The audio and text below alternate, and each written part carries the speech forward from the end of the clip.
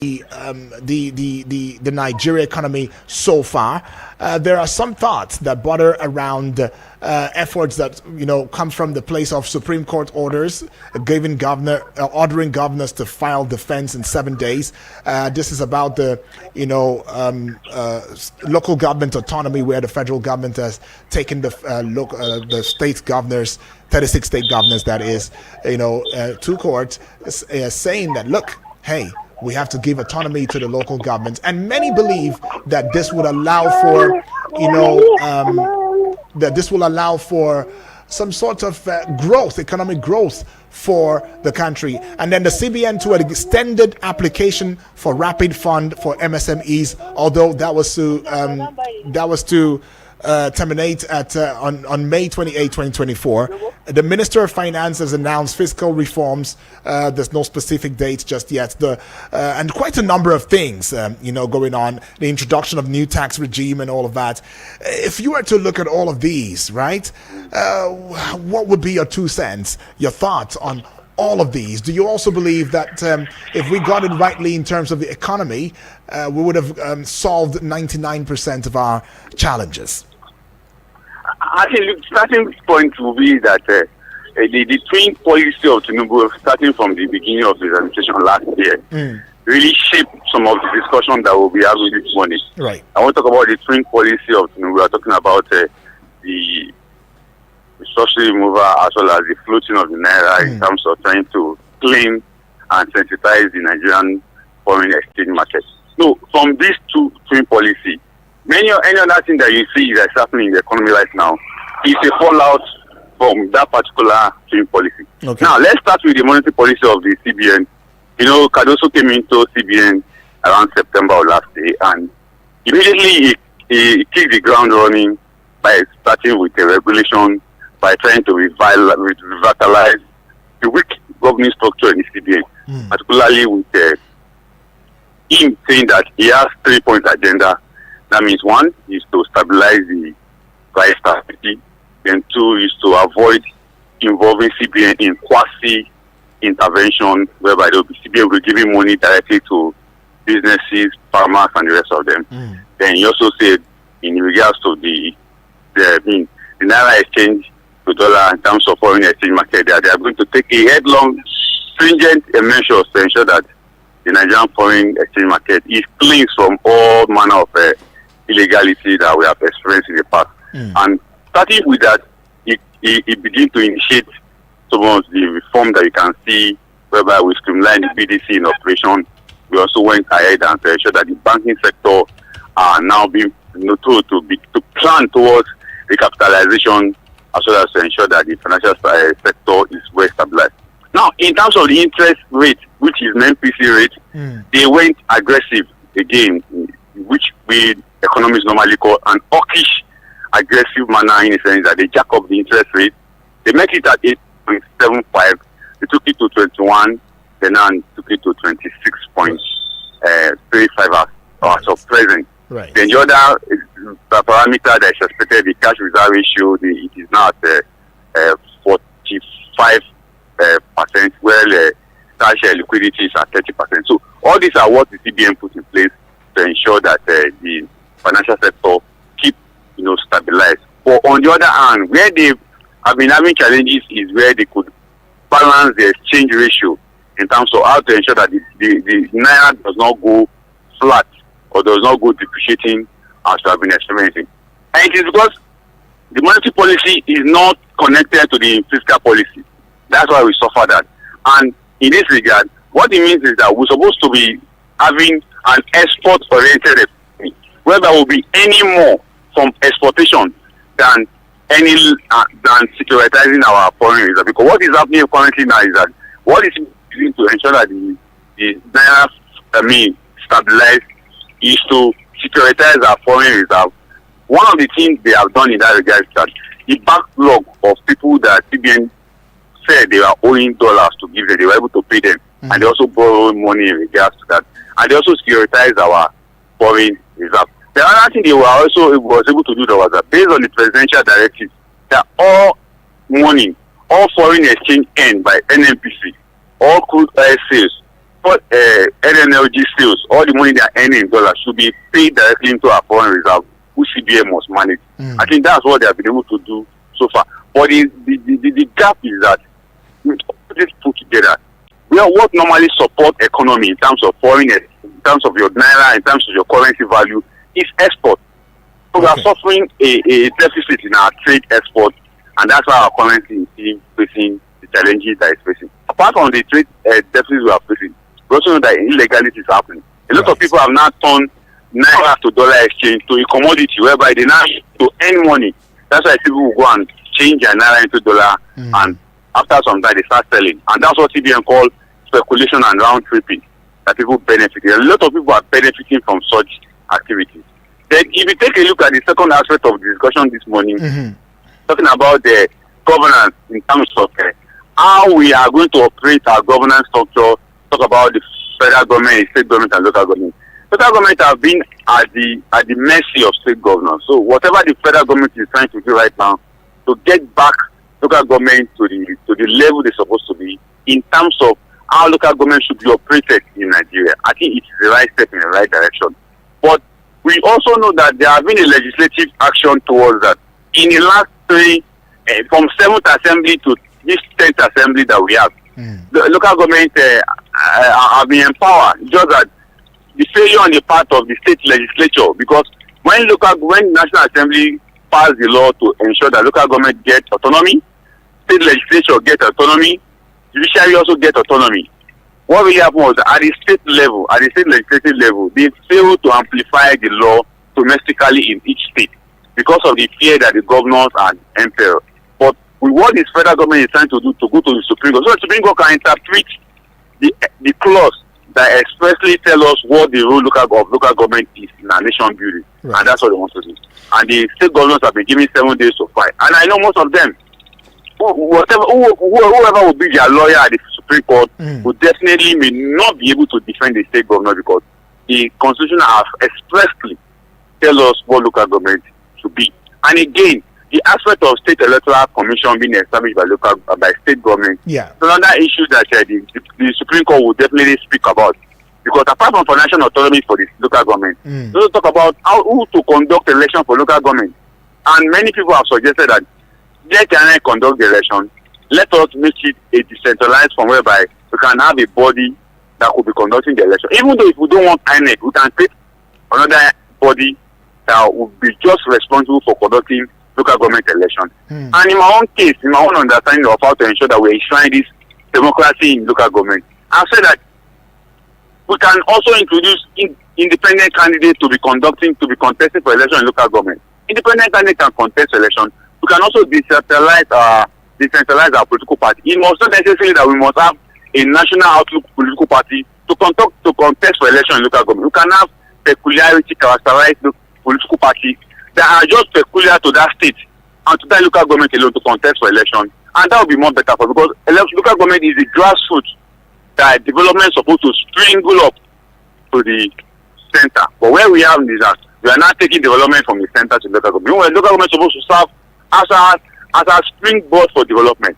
And again, when you talk about industrialization, which is part of what you want us to discuss this point. Yes. You know that location of the industry is supposed to be at the local government level, not at the city center. Really? The structure of the industries that you are seeing today are the state capitals. What are they doing there? And raw material that they're supposed to use, they're supposed to tap, are based on the local government. So if we can rework and review some of the activities and some of the policy around the local government, which the Supreme Court will help us to interpret going forward, I think to be a good way for the economy. But largely, the economy will have to be a bottom to top bottom development process, which means that local government must be very, very active in our productivities, in our exportation of goods and services out of the country. All right, well, well said. Let's give a little bit of an assessment of the economy under Bola Ahmed Tinubu administration. Now, based on recent reports, Nigeria's economy is somewhat facing challenges, including inflation. You mentioned that, currency fluctuations and revenue shortfalls. However, the administration has taken steps to addressing these challenges, including efforts mentioned above, which of course you've also, itemized that the economy is expected to grow at a rate of 3.5% in 2024, and driven by some improvements in the oil and gas sector, increased investment in infrastructure, and a more conducive business environment. And that has also brought to the fact that the federal the Minister of Finance, announced plans to implement fiscal reforms, which is aimed at promoting or addressing inflation, promoting market-oriented economic policies, and improving the overall economic landscape. And one of such moves is engagement with World Bank to support social safety nets and fiscal, reforms. And the federal government is also engaged with the World Bank to support social safety nets and fiscal reforms, which is a move aimed at providing support for vulnerable Nigerians, improving the social welfare, system, and promoting economic stability, right? And there's also the matter of investigation into alleged mismanagement of funds at NNPC. Well, that one is still an ongoing, move right there, where the federal government is launching investigation into that. But then let's talk about the new tax regime. I mean, the federal government has announced plans to introduce a new tax regime aimed at increasing revenue, promoting economic growth, and reducing the country's reliance on oil exports. Now, this move is expected to create a more conducive business environment and promote investment, and stimulate economic growth. Now, that being said, if we peg this against what the headline inflation is all about, where, of course, the headline inflation rate in Nigeria stands at 33.69% as of April of 2024, and this indicates that the average price of level of goods and services in the country has increased significantly over the past year. And, it seems as though it's been increasing 0.92% on a steady increase since September 2023. Are we making progress, if you looked at all of these, in terms of our economic outlook? Are we really making progress? Are we taking the steps in the right direction so far? I think typically we may say on paper we are making progress, but in the real economic terms, measuring it, the average individual, average citizen, in terms of their welfare, their poverty level, poverty reduction measurement, in terms of how this provision that we have given to the people, we will say we have not making any progress so far, because the larger portion of our citizens, larger portion of our population are still below the poverty indicating the timeline. Right. And let's start the discussion, this second part of the discussion, from the angle of meeting social safety net. See, in the last 3 weeks, I know you must have seen it in the news that over 20.1 billion have been given out to over 402,000 Nigerians from the Nigerian social investment management system. You are aware of the news, over 20 billion. Yeah. Now, a portion of that number, each of those 402,000 people are giving 50,000. But how much is that 50,000? How much of it can we? Although we can say, okay, you could have bought somebody like 5 mudu of gari, 3 mudu of rice, some packet of tomato, sachet, Maggi. You can buy maybe 3 kg of gas from it. That could serve you for like 2 weeks or a week and a half or thereabout. But that is not what Nigerians are craving for. The handout in terms of social safety net are abused on the part of Nigerian citizens. See, where they borrow those kind of ideology was when Brazil introduced such to their people. And tomorrow, I don't think Brazil is still practicing that, whether they're giving anybody social safety net anymore, because they have gone beyond that.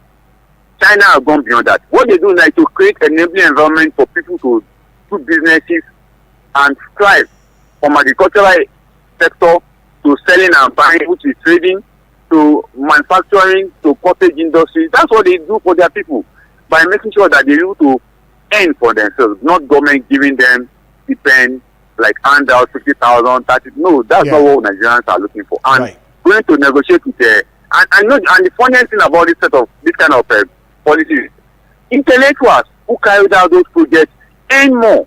More than 60% of such money will be taken off by people who are doing the work. Because the people that they're supposed to do the work for earn less. Say for instance, the National Social Investment Management System, the people who are working in that place, how much are they earning? How much are they collecting per month? They earn more than what I hope you understand. Yeah, I do. It is not about sharing money to Nigerians, but creating an enabling environment for them to thrive. Although somebody will argue that, and before they create that enabling environment for them, let them give them a soft landing. We have been receiving soft landing in this kind of regard for many, many years, since 1999. The head of NAPEP, the head of Operation Feed the Nation. So many of this kind of social safety nets, giving people soft loans, giving them money, have been in the past. The same thing, Development Bank of Nigeria said in their report they just released last week that they have given over 782 billion to 75,000 Nigerian small businesses. See, where are the businesses? Where is the money?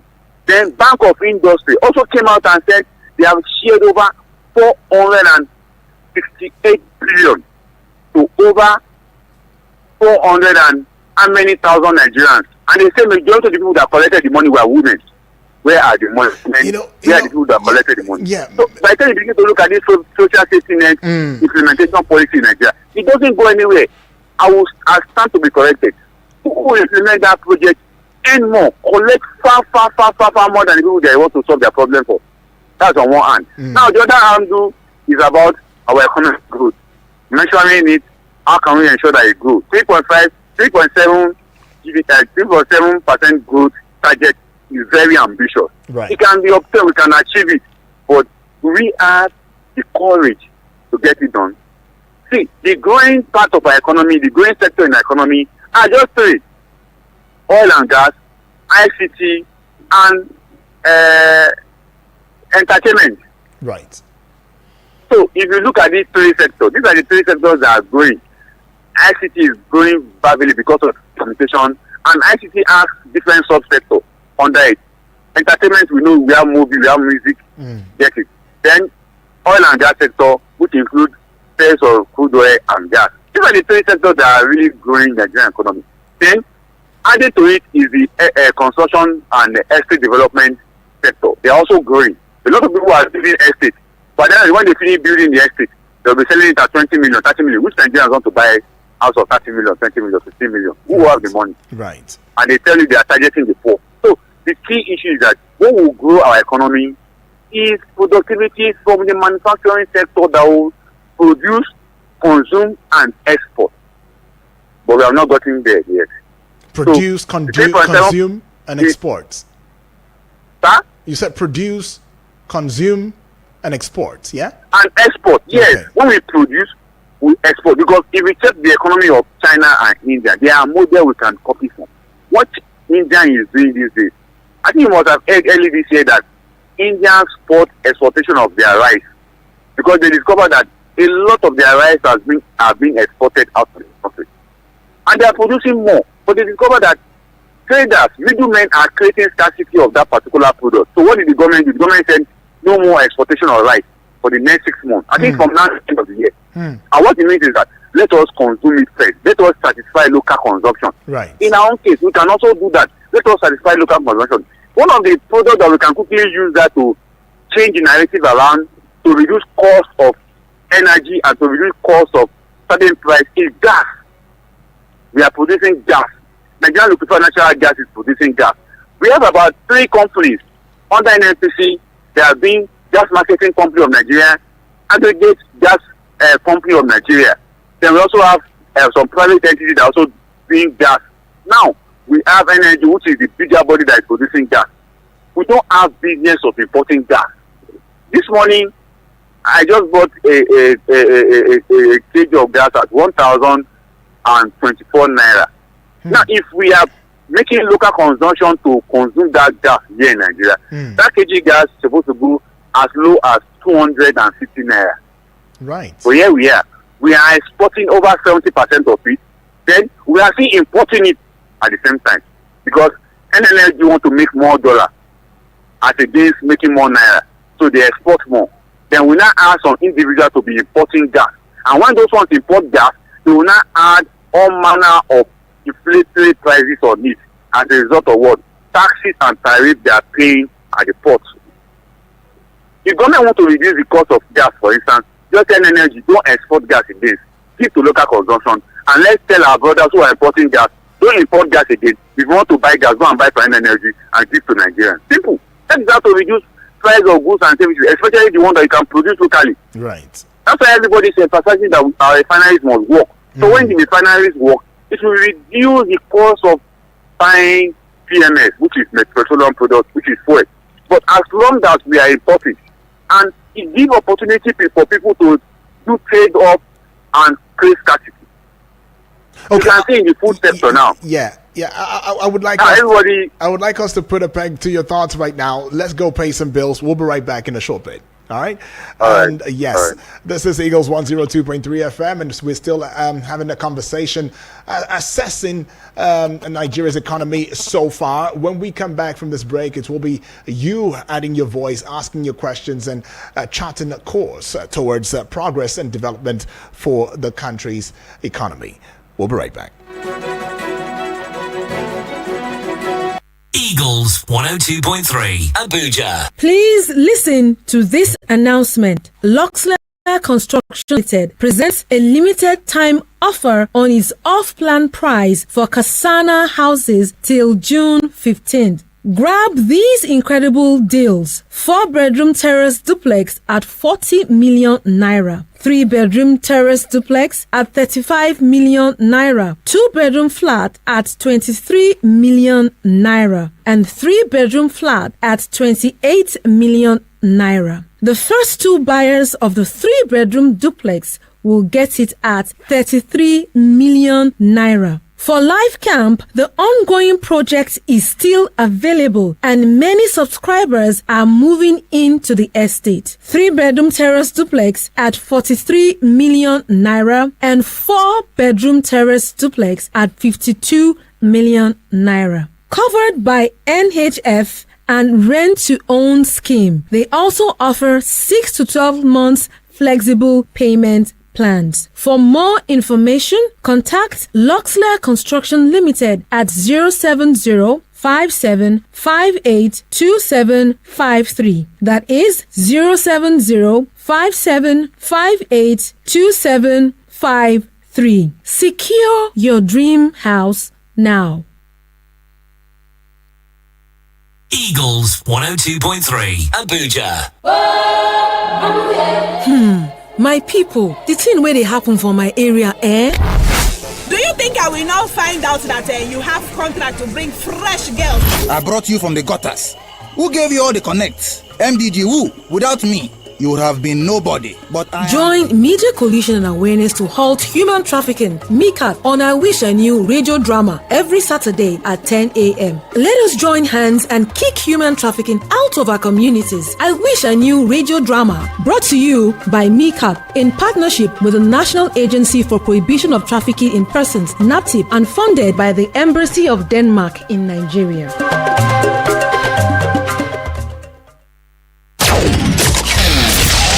No offense to the commercials. It's just that we want to see other audio. Eagles 102.3.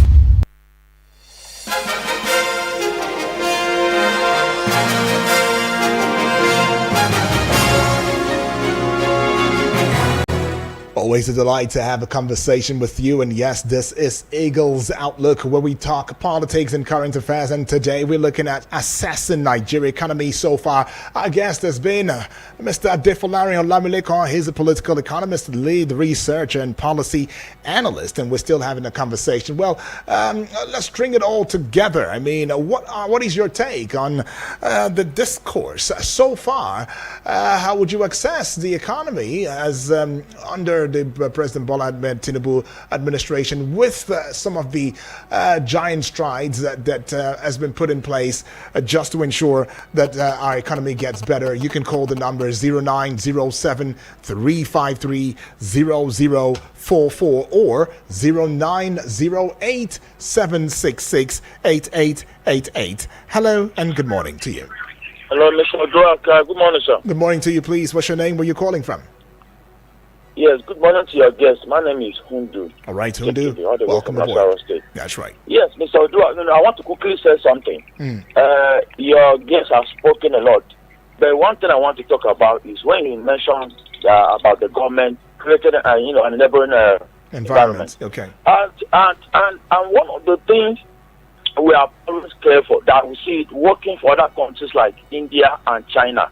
Despite their huge population, is security. Those people have security. Do you know that? Recent, one of my uncles went to China in a small village where they are doing business. That village, I've forgotten the name, but that village is more than Abuja.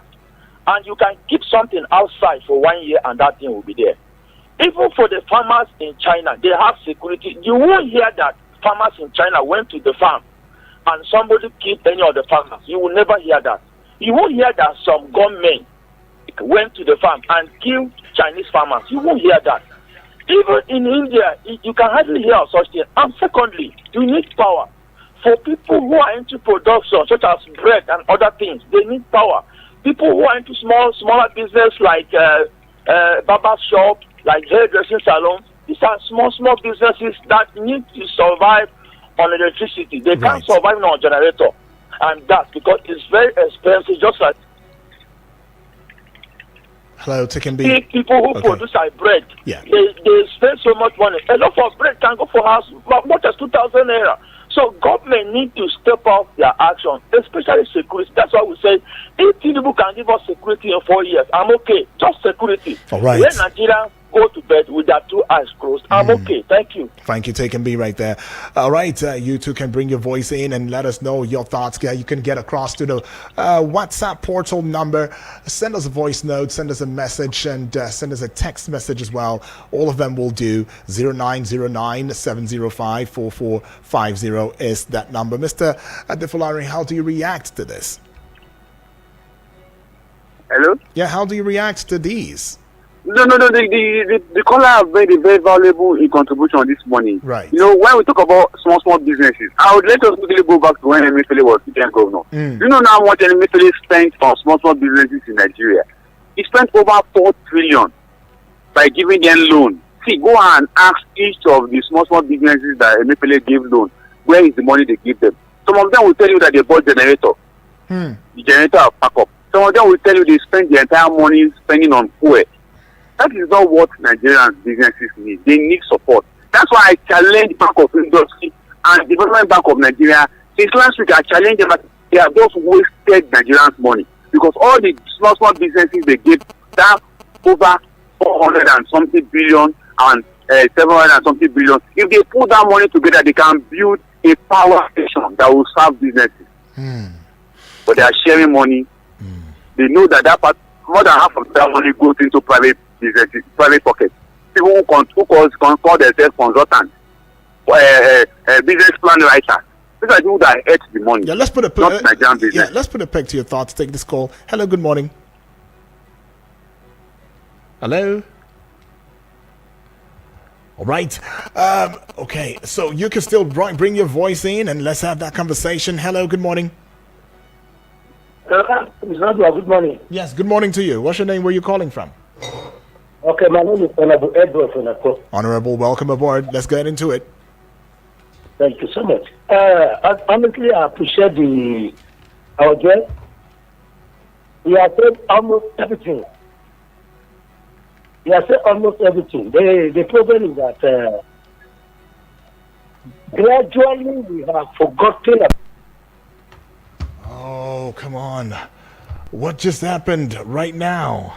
All right, anyways, try again. We have 2 numbers where you can always access 0907-353-0044 or 0908-766 8888. These are the numbers that you can call to engage the conversation, and the WhatsApp portal number as well is open for your engagement at 0909 705 4450. And let's just very quickly look at some of let's look at the rankings.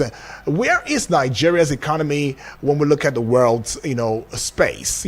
Globally, Nigeria is currently ranked 39th largest economy in the world map in terms of nominal GDP, and the 27th largest in terms of purchasing power parity. And then, of course, we're the second largest in Africa, right? We took over from South Africa. South Africa a decade ago used to be at the top of it but we just last year, according to the World Bank, Nigeria's economy was valued at $397 billion US dollars, as against that of South Africa, which was once the biggest player on the continent.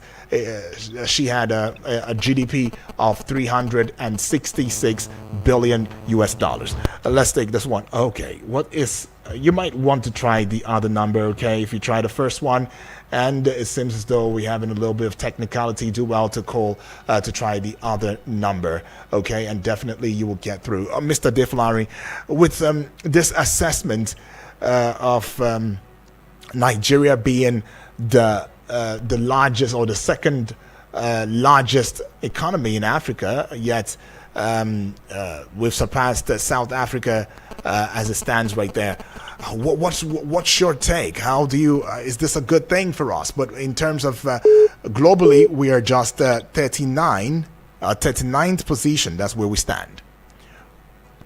I think in looking at the largest economy, when you see the variables they use in taking that measurement are about three variables. One is the population. Okay. Two is the resources of the country, and three is the market space. In terms of the consumption of that nation, in terms of imports, we must be critical. But these are the critical things they use in measuring largest economy. One is the population. Two is the resource base of the country, and third is the import nature of that country. Right. If you want, you can. No country on the planet, on the region of Africa, imports like Nigeria. You import basically everything into the country. Okay. Then two, we have the resources in terms of mineral resources, solid, liquid, whatever you can put that we have it here in Nigeria. Is it lithium? Whatever resources that you see that is being used to produce anything across the world, we have it in Nigeria. A state in Nigeria, for instance, in Nasarawa State, where I reside, where I'm calling you, when we are doing this discussion on my own side, has over 43 different mineral resources. 40 what? Get it? My own state, Lagos, has just 6 resources. Talk of a little quantity of crude oil. Talk of liquid sand, solid sand. Then talk of fishery, water fishery. You get it? Now, these are how Nigeria are blessed. Benin State has over 33 resources. Plateau has over 40. Taraba has over 38. Put all these resources together. These are the things they use in measuring the largest economy. Now, put together all this, the productive nature of that in the country in terms of the production.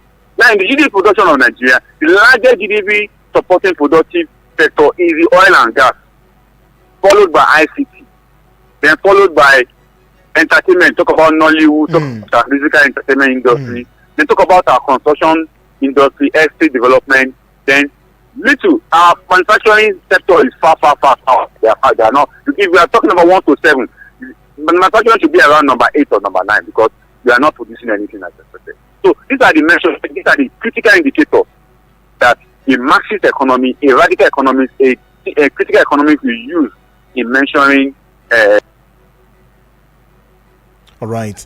So it doesn't necessarily mean that everything is fine. Okay, well, we just lost our guest right there, but you can bring your calls in and let us still, engage the conversation right there. We're still talking about assessing the Nigeria economy so far. I mean, the president has clocked 1 year in office as at May 29, 2 days ago, and it was only poignant to look at the economy, because as many have said that should we be able to fix the economy, that we would have been able to fix if not more than 80%, maybe 90% of some of the woes that we face, considering the challenges that we face in our dear country Nigeria. Hello, good morning. Hello, Yana. All right, good morning. My name is Uduak Daniel. What's your name? Where you calling from? Thank you. My name is Okay. Okay. Okay. All right. Where are you calling from? Where are you calling from, please? I'm calling from CSM Village. All right. Well, let's get your thoughts. Thank you. Yeah. See, what I just want to say is that don't take out 1 year of Mr. President being in office for the Nigerians are still suffering. Come to NNPC now, you will see a long queue. And they say they have removed fuel subsidy. That the refinery will work last year. See, today, Nigerians are suffering for what they cannot even account for. Something that you have, you are suffering for it. Is it not a failure? You have something, you cannot use it well, and you will expect other people to come and help you. You have mineral resources, we cannot use it well. Go around the whole country, people are dying because of hunger. And they promise Nigerians that when they come, they will fix the economy. Renew hope. The renew hope now is turning to the suffering to Nigerians. I don't know why. These people, they are leaders, but they cannot help their own citizens. So for me, they should do the right thing and make Nigeria work for everybody, not only the politicians. Right. Thank you. Thank you so much. Right there. Make Nigeria work for everybody, and it should not just be for a section of people taking yet another. Oh, come on. Okay.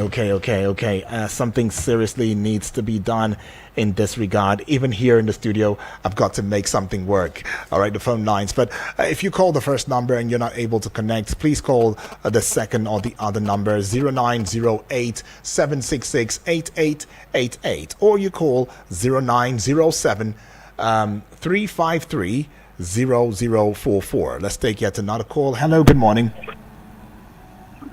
Good morning, Master. Yeah, good morning to you, please. Olajide from Wuse. Awesome, Olajide. Welcome aboard.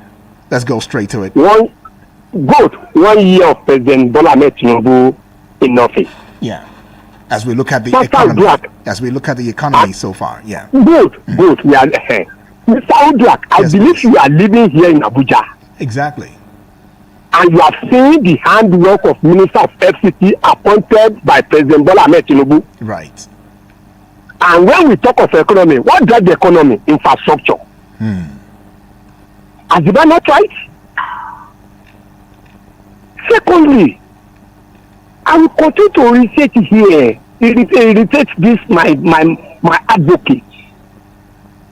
Master Uduak, in the way federal government is trying to do their own at federal level, the state is complementing it. Are we going to be kind the way we are kind? No. I keep saying it. This hardship we are talking about, nobody under federal payroll will tell you federal government holds him or her as at when due. So go to local government, go to state, which carry 98% of workers. Some are hold 5, 6, 7 months salary and arrears. How will that, even they are selling Gary at rate of 1 naira, and your salary was not paid as at when due? How are you going to buy it? No way. Then now, the federal government has introduced what we call student loan, which is already ongoing now. Which one has any state do to support students at state level? And I keep saying it, we have almost 98% students at state and local government level. Unless somebody wants to tell me that we should scrap state government and local government. Then we should now hold federal government responsible for everything. Okay. I'm getting my sound right. Olajide, you might want to wrap up now. Sorry. Finally. Yes, please. I think 1 year the man has performed over 75% of his expectation. God bless Nigeria. God bless you, friends. Yeah. All right, Olajide, thank you for that. Mr. Adefolari, just before I get back to with you, so that you can as well, give your final thoughts on the issue, on the matter in discourse. Let me also bring it to our eardrums, the fact that Nigeria's Minister of Finance, Wale Edun, had said that the country now has enough resources to pay its debts without borrowing from the central bank. He also said the federal government has restarted the social investment program, providing direct payments to 75 million Nigerians in 50 million households. And he also made mention of matters that concern Nigeria's economic growth, saying it is growing, and with a gross domestic product GDP growth rate of 2.98% in the first quarter of 2024. The Minister of Finance attributes the growth to a cocktail of interventions and policy shifts implemented by the President Bola Ahmed Tinubu administration. Right? And so this is exactly what it is as it stands right now. Headline inflation, though, is still 33.69%. And the rate of dollar to naira now, if I'm not mistaken, I think is 1,369. If I'm not mistaken, though. I'm just taking that off the roof of my head right there. Yeah, so with all of these, and you've heard the callers, I would love you to put a peg to it. What are your final thoughts on this? I think the last caller, Olajide, has made one of the quick intervention when it comes to how to really end this problem. Because in my other discussion, I already mentioned that we let go local government, state governors, just hold on to the federal government. Right. But the issue still remains: if the state governors are not doing their own bit, they so solve the problem. Now, on the part of Ministry of Finance, the social intervention, nobody is in doubt that the Tinubu government is paying people 50,000 in development and give people money. But the thing is that they are just like a drop in the ocean of the problem that we have found ourselves. Okay. Critical things need to be done in terms of infrastructure that will keep businesses and family alive. Okay. And that's where we are going. And in that regard, we must hold state governors also accountable. Right. We shouldn't just focus on federal government alone, as said by Olajide, which has also been one of the suggestion across borders. We should call state governors to account, which is very, very important. All right. Thank you so much, Mr. Olamilekan Adefolari. We still see your calls coming through, but we cannot take any calls at this moment. We apologize for the little technical issue going on with the phone lines, but I think as the engineer is already on ground to fix it. But each and every one of us, we've spoken comprehensive wisdom. Thank you to our guest for stepping up to have this conversation with us. I hope to have this more conversation with you because economy is a very important aspect of a country. Thank you, far too kind. Yeah. Thanks for having me. Thank you. Right. And a good morning to all our listeners and callers as well. Exactly. All right, this is where we pull the plugs and call it a close for Eagles Outlook. We'll get here next week to have a great conversation too, as we follow and monitor what political progress is made and bring it into your audiovisual radio consciousness right here on this platform. But thank you to each and every one of us, and I want to say, look, from me to you, please be security conscious and do the most with the little you have, and please cut your clothes according to your size.